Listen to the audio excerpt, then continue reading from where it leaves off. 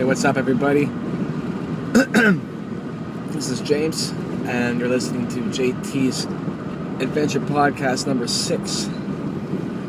And I'm on the road. I'm not going to say where just yet, because I got to talk about Charleston before I talk about where I'm at now. Alright, I got to talk about South Carolina. And I'm sorry I'm posting this late, because I was in South Carolina on Tuesday. And I stayed there again on Wednesday, and it was only yesterday, this was Thursday, where I took off to Florida, right? I didn't stop off in Georgia. I didn't really hear about anything down there that was too special, but I'm sure there was. I just didn't have the time, you know? So, my first stop in South Carolina was Myrtle Beach, right? Because I had been beach hopping from North Carolina, right? I did Wrightsville and Carolina Beach, and the following day at Carolina Beach, on my way to Charleston, I stopped off at Myrtle Beach to check it out, because I heard it was, one of the biggest beaches, one of the best beaches in the state. So I checked it out, and it was very nice. You'll see the pictures there. I walked along the pier, and it's just a giant beach, very touristy, but I still don't think it was as good as Carolina Beach. Carolina Beach is still up there for me as one of my favorite places so far. So after that, I messaged my friend Austin, who is the guy, I think I told you guys all about him when I was in Boston doing the Sam Adams Brewery tour. I bumped into him and some of his friends, and he gave me his number, and he said, hit me up when you get to Charleston. So that's what I did. And he hit me back, and he told me to meet him at a bar, and ended up spending 2 days with him. And he showed me, everything. Showed me all his local places where he hangs out, all the monuments and tourist attractions downtown, we went to Waterfront Park, which is like a boardwalk on the Atlantic Ocean. I love the birds out here. That's an eagle? Is that an eagle? Okay, I'm driving, so I can't just stare at the sky for too long. But, what was I saying? He told me to meet him at this bar called the Recovery Room, right? That's where I met him on Tuesday. And this bar is like the local dive bar, right? It's they're known for selling Paps. They sell cans of Paps for $1.25 during the happy hour, which is crazy, right? And then after happy hour, they go to $2 $2 a beer. So that's whatever, 75 cents. Like, am I really gonna say anything? No. After that, he brought me to his favorite local bar, which is like the Rock Bar of Charleston. It reminded me a lot of Mad Hatter's back at home. So I was very comfortable, and it felt right in place, And we hung out there, they had karaoke night, and he just introduced me to a bunch of his friends, and I introduced myself to a bunch of people, because that's what I've been doing ever since I left. And it's been working out. It's been a blast. It's been so much fun. And Austin's really nice when it comes to that, because he goes up to everybody and says, hey, this is my friend James. He's from Montreal. He's driving down the East Coast. I met him in Boston. We met at the Sam Adams Brewery. I gave him my number, and I said to shoot me up when you get down here. And he told that story to everybody, and everybody just I was James from Montreal. Everybody knew me as James from Montreal, which is great. Even his roommate Trevor was very friendly as well. They let me sleep one night at their place, which was great. It felt really good to sleep, my legs actually stretched out, Anyways, so the following day, after that day of drinking, I went to go do some laundry and stuff, and whatever. I got up early, and I had to do some errands, right? And, every morning I go to a coffee shop, and I have a coffee, and I use the internet to just, kind of study the town. I open up my map on my phone. I just study all the main streets, and this way I don't have to look on my GPS all the time. I can kind of just get the feel and figure it out, But when I went back to his place to wake his ass up, we just started drinking again, And it was so hot. It was scorching hot, the hottest day I've ever experienced in my life. We couldn't walk out in the sun for too long. And we had to wait till the evening came. We had to wait till 6, 7 o'clock before it was safe enough to walk out there. But I wasn't complaining. It's just that's how it is down there all the time, So we started off the day hanging out at his place, drinking beer and listening to Pantera records, which was a fucking awesome time because I love Pantera. and to hear like these bands on vinyl, you know, playing through his system was really fun and awesome. And Austin is a huge fan of Pantera, which is kind of how we clicked when we met at the Sam Adams Brewery. I told him I liked Pantera, and then he yelled, he's like, "Oh, get your pull, you know, get your pull." That's what they say. And he like went to give me a high five, and he kind of like grabbed my hand and snapped his finger on my hand, and that's apparently called the Charlotte snap, which it blew my mind. It was so cool. I kind of looked at him like, "What the hell did you just do to me?" You know. And he showed me how to do that. So you know, don't be surprised if I start doing that to all you guys when I come back home. If I come back home one day. But you know, he brought me to the Market Street, which is a street where, you know, I guess it's the market, right? And you got Market Street west and Market Street east, and it's in between those streets where you have the actual market itself. And it's just like people set up shop and they sell you all kinds of whatever stuff, you know. It was really cool. We had dinner at this bar called the Griffin, and I had myself a fish and chips, which I know is not vegan, but I said I was going to eat some fish on the road because it's going to be really hard for me to get some food culture if I don't let myself have like some shrimp and maybe a piece of cod, you know. So for the most part, I haven't really been eating that much fish. It's just that one meal and my fish taco in New York, and I might have one more maybe in New Orleans. I don't know, we'll see. But whatever, man, you know, I'm a good vegan. But who cares about that? I don't want to start talking about being vegan. It's not about that. I can picture people already getting annoyed. What was I saying? Oh yeah, after at this bar was cool because inside the entire interior was covered in $1 bills, $1 American bills. And what you do is you take one and you sign your name or you write something cool and you staple it against the wall. And it was really cool, you know, but in my head I'm like, I'm not giving you guys a dollar for nothing, you know. It's like if I open up a bar and I say, oh, this bar is going to be known for people putting money on the wall, and then I have more money now, you know. I think it's a great business plan, you know. So I'm not about to give them my money. Fuck that. Also, that was the first F word I used, I think. I'm trying really hard not to swear anymore in my podcast because I realize I swear a lot and it doesn't sound very professional. And I'm trying to learn how to speak better, you know. It's important, you know, right? The next thing I'll do is I'll learn how to read. All right. So after we left that bar, we went to Waterfront Park, and we were going to try and catch some dolphins, because usually some dolphins hang out there and they, you know, just whatever, swim, do dolphin shit. And unfortunately there weren't any dolphins. We saw some other weird fish, though. I can't remember what he said they were called. And oh wow, that's nice. Okay, I can't wait to tell you guys where I am right now. But moving forward, we went to this bar called the Rooftop Bar, which was very cool. You know, it was kind of like a high-class, richy, stuck-up kind of bar, you know, but for some reason, you know, I mean, I guess it's not like it is in where I'm from, you know. Everybody was super nice, you know. We got some weird looks, but they were kind of refreshed to see that, like, people like us who have beards and tattoos and messed up hair can go into a place like that and be polite and, you know, spend money and have a good time, you know. So that was a good time. We met some cool people, some guy, you know, some older guy getting kicked off hanging out with us there, and we saw like another couple that we saw at the restaurant before and stuff, and, you know, it was cool. They're from like Philadelphia or something. Oh wow. Oh man. I've never seen water like this before. All right. Yeah, so after that, you know, Austin and I, we went out on the town, and we started drinking some more. We went back to the recovery room. Oh no, we didn't go to the recovery room. Oh, fun fact about the recovery room, you can call it the rec room, right?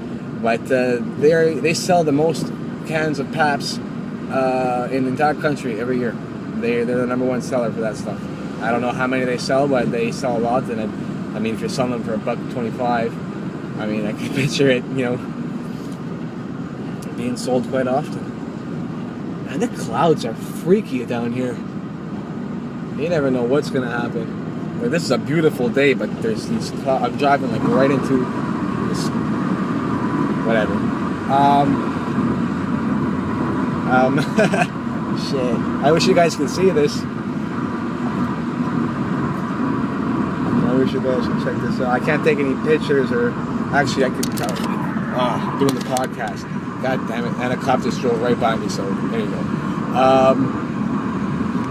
Yeah, we went to Burns Alley, right? I think I mentioned it before. That was like the rock bar. That's Austin's home bar. That's like his home away from home. That's like his main spot, and I can totally understand why. It's a place where I would hang out all the time.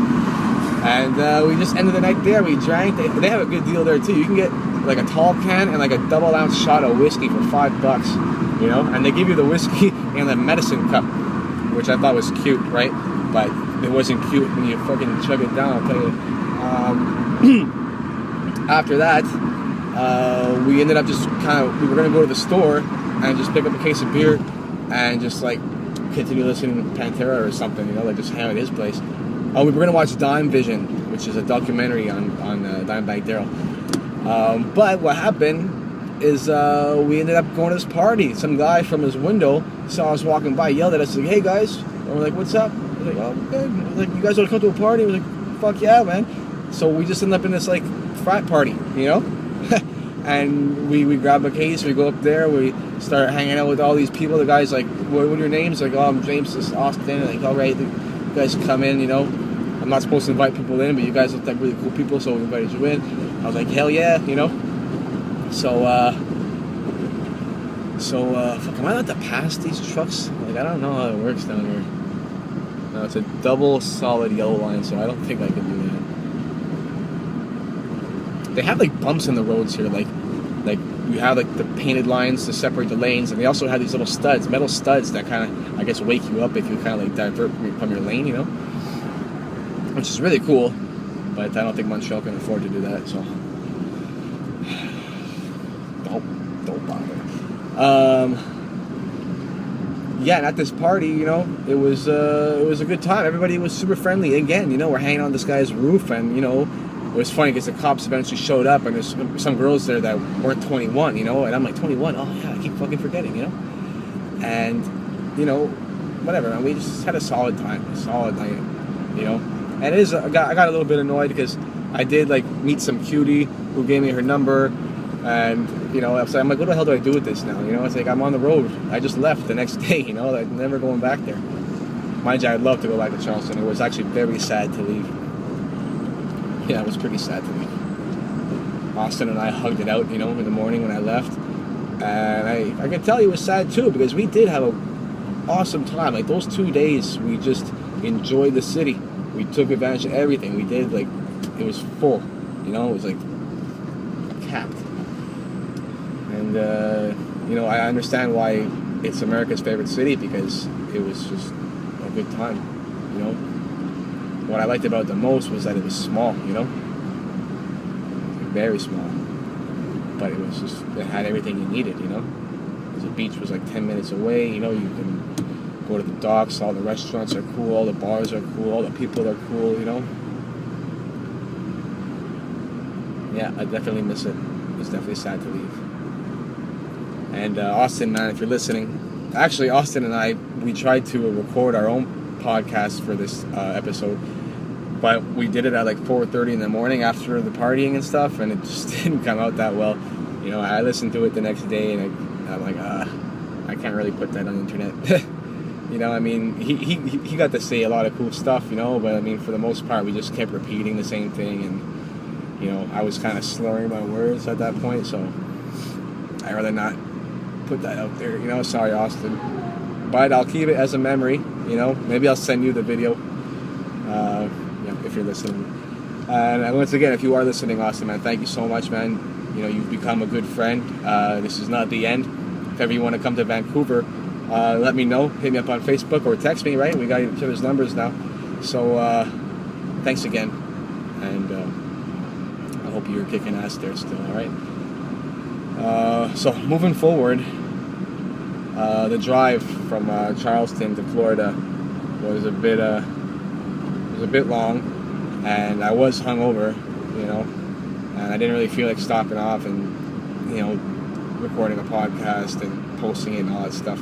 hence why I didn't get it all done. You know, like I just rolled into Daytona Beach, and it was Thursday night, so there was a bit of action going on, but I was just so tired. I just like parked somewhere really close to the beach, and I just passed out in my car. I just crashed. And in the morning, I just ran into the ocean. First thing I did when I woke up. It was great. Took my bath, you know, my daily beach bath. And, you know, it was actually nice, that beach, Daytona. It said America's favorite beach or the world's most famous beach or something, which I think is a bunch of bullshit, but it was nice still. It looked a lot like Myrtle Beach. It was same kind of layout, you know, it had a pier, you know. I will have to say that the sand was nice though, Daytona Beach. It was just like clear, and it took a while before it got deep, you know, so you can like just walk for a while, and the waves were pretty big there too, you know. There was no seaweed. There was seaweed at Myrtle Beach, which I didn't like. I fucking hate seaweed. I don't care how old you are and how used you are to it, you never get over it. I never get used to seaweed. If there's seaweed here where I'm going, which I'm gonna tell you soon, I will put up with it, because where I'm going is way too beautiful already to let seaweed ruin it for me.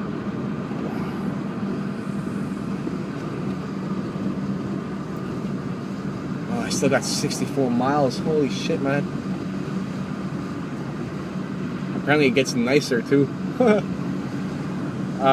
Yeah, so Daytona was good, you know, in terms of the beach and stuff, and they had like little showers off the beach, which was nice. I was able to wash all the sand off, because last time I left Myrtle Beach, I was covered in sand because, like an idiot, I decided to wave out my towel to get all the sand out, and it just fucking flew right back at me, you know.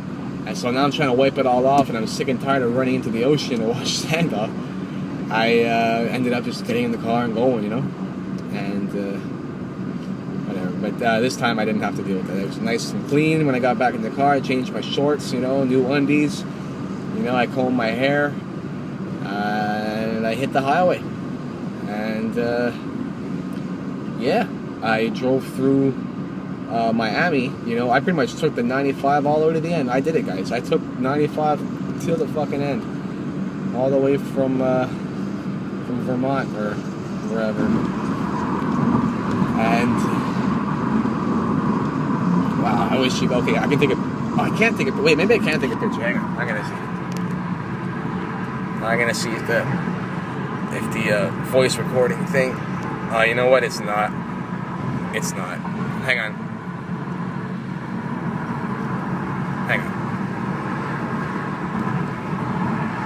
I can't fucking do it. Sorry, guys. I'll take plenty of pictures. I'm in the Keys right now, okay? And every time I get on the bridge to a new patch of island, I'm just staring at this vast ocean, and the sun is just right up there, beaming down, and it's something else, man. Like, you can't see the end. All you see is like nothing. You literally see like half the sun's ray on the ocean, and you only know that the other half is just somewhere far beyond the eyes can see, you know? It's wicked. It's wicked. And I'm not even at Key West yet. I just got out of Marathon, I think. Yeah. And you know what's funny too? When I was checking the weather for this place, it was supposed to like thunderstorm. It was supposed to thunderstorm in Charleston and stuff, but it's like, it's just been changing. I keep asking people what that's all about, and they just say the weather around here is just like comes and goes, and honestly, there has not been one thunderstorm that I've had to deal with. It's been nothing but sunshine and fucking water. Blue water and blue skies, man. And the highway, of course. And it's awesome. It's so cool.